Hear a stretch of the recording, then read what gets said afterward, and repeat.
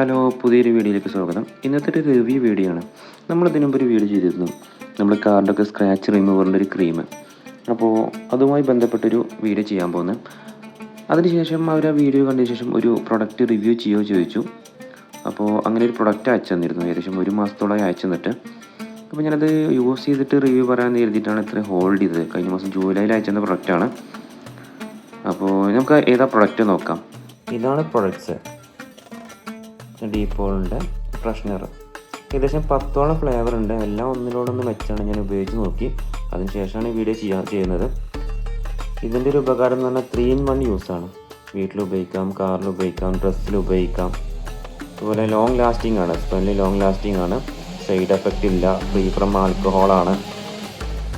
വലിയ റേറ്റും വരുന്നില്ല, 168 രൂപയുള്ളൂ 50 ml വരുന്നത്.